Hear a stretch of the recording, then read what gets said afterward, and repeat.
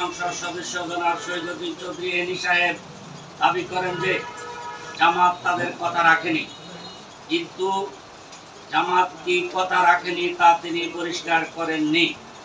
প্রকৃতপক্ষে জামাত নেতৃবৃন্দের সাথে বিএনপি নেতৃবৃন্দের যে কথা হয়েছে তা হলো নিহত কাউসার আলম এর পরিবারের সহিত আলোচনা সাপেক্ষে খুনের সাথে জড়িত ও অভিযুক্তদের দল থেকে বহিষ্কার করা হবে। প্রকৃত অপরাধীদের বিরুদ্ধে আইনগত পদক্ষেপ গ্রহণ করা হলে তারা হস্তক্ষেপ করবেন না,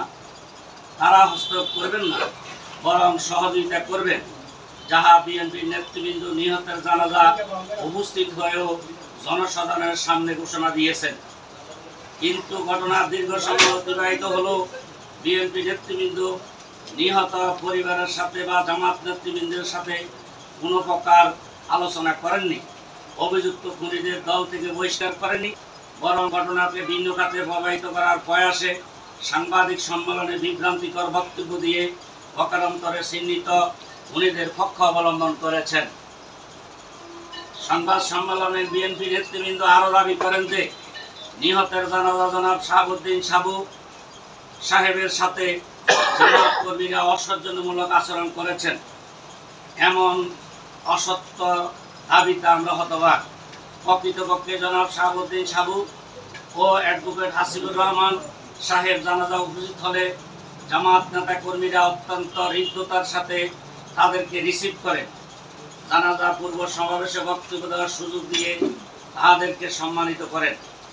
জানাজার পর উপস্থিত সাংবাদিকগণ ঘটনার সাথে জড়িতদেরকে বহিষ্কার বিষয়ে জানতে চাইলে জনাব শাহাবুদ্দিন সাবু সাহেব সরাসরি জবাব না দিয়ে বিরক্ত হয়ে তিনি নিজকে রাগান্বিত হন। উক্ত পরিস্থিতিতে জামাত নেতৃবৃন্দের হস্তক্ষেপে বিষয়টি তাৎক্ষণিকভাবে শান্ত হয়, কিন্তু সোশ্যাল মিডিয়া ও সাংবাদিক সম্মেলনের প্রকৃত ঘটনাকে কাটছাট করে প্রচার করা হয়, যা অত্যন্ত হাস্যকর, দুঃখজনক এবং খুনের ভয়াবহতাকে হালকা করার অপপ্রয়াস।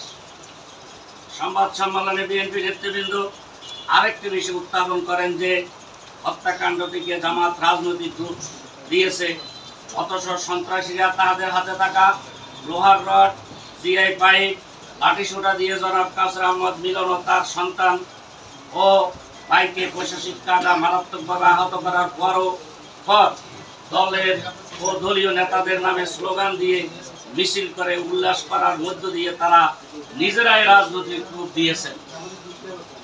জাতির বিবেক, প্রিয় সাংবাদিক ভাইয়েরা, তুচ্ছ ঘটনাকে কেন্দ্র করে একজন মসজিদের ইমামকে নির্মমভাবে পিটিয়ে হত্যা করা কোনো স্বাভাবিক সভ্য সমাজের কাজ হতে পারে না। খুনিদের বিচার না করা হলে সমাজে খুন রাহাজানি বেড়ে যাবে।